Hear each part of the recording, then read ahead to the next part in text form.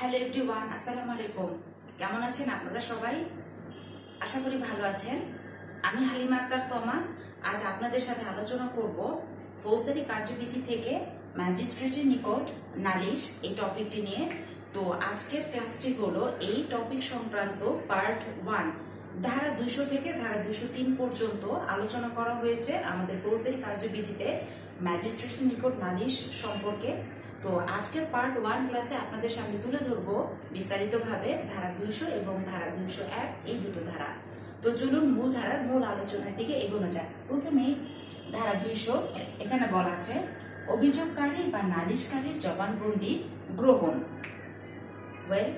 ফৌজদারি মামলা দায়েরের ক্ষেত্রে যেটা হবে যে অভিযোগকারী তিনি এখতিয়ার সম্পন্ন ম্যাজিস্ট্রেটের নিকট যখন অভিযোগ দায়ের করতে যাবেন বা নালিশ দায়ের করবেন, তখন সংশ্লিষ্ট ম্যাজিস্ট্রেট কিভাবে বা কোন উপায়ে এই অভিযোগটি আমলে নেবেন সেটি বলা আছে এই 200 ধারায়।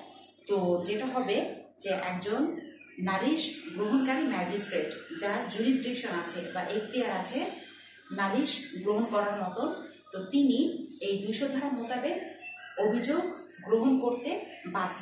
তিনি যেটা করবেন যে অভিযোগকারীর জবানবন্দি লিপিবদ্ধ করবেন এবং যদি সাক্ষী যদি থাকে তাহলে যেটা হবে যে সেই সাক্ষী এবং অভিযোগকারী তাদের শপথ গ্রহণপূর্বক জবানবন্দি লিপিবদ্ধ করবেন এবং এই জবানবন্দি দাতার সাথে ম্যাজিস্ট্রেট তাদের দুজনের স্বাক্ষর থাকবে। আর বিশেষ দ্রষ্টব্য মনে রাখবেন যে কোনো আদালত এবং সরকারি কর্মচারী কর্তব্য পালনে যদি অভিযোগ দায়ের করে তাহলে ফরিয়াদি জবানবন্দি গ্রহণের প্রয়োজন আছে বলে বিবেচিত হবে না। তো এই হলো ধারা 200। আচ্ছা, এখন চলে যাচ্ছে পরবর্তী ধারা 201। এখানে বলা আছে ম্যাজিস্ট্রেট কর্তৃক অপরাধ আমলে নেওয়ার ক্ষমতা না থাকলে। আচ্ছা, এই ধারা অনুযায়ী একটা উদাহরণ দিয়ে শুরু করি।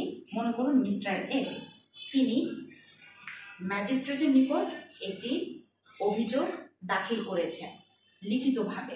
এখন দেখা গেল যে মিস্টার এক্স তিনি যেই ম্যাজিস্ট্রেটের নিকট এই লিখিত অভিযোগটি দায়ের করেছেন বা দাখিল করেছেন সেই ম্যাজিস্ট্রেটের এই ক্ষমতা নেই বা জুরিসডিকশন নেই অভিযোগটি আমলে নেওয়ার। তখন কি হবে? তখন যেটা হবে যে সংশ্লিষ্ট ম্যাজিস্ট্রেট তিনি এই যে লিখিত অভিযোগ এটি সঠিক আদালতের নিকট প্রেরণ করার জন্য পৃষ্ঠাঙ্কন দ্বারা অভিযোগটি ফেরত দিবেন। আর যদি লিখিত অভিযোগ না করা হয় সেক্ষেত্রে যেটা হবে যিনি ফরিয়াদি, এই মনে করেন মিস্টার এক্স, তাকে উপযুক্ত আদালতের নিকট প্রেরণ করা হবে। তো এই হলো আজকের ওভারঅল ক্লাসের আলোচনা ধারা 200 এবং ধারা 201। তো আজ এ পর্যন্তই পার্ট 1। পরবর্তী ক্লাস পার্ট 2 নিয়ে শিগগিরই হাজির হব। কেমন লাগলো আজকের ধারাগুলো অবশ্যই আপনাদের মূল্যবান মন্তব্য কমেন্ট বক্সে লিখে জানাবেন। আর আমার সাথে যুক্ত হতে আমার ইনস্টাগ্রাম এবং ফেসবুক পেজে ফলো বাটন প্রেস করে আর ইউটিউব চ্যানেলটি সাবস্ক্রাইব করে সাথেই থাকবেন। সকলকে ধন্যবাদ। খোদা হাফেজ।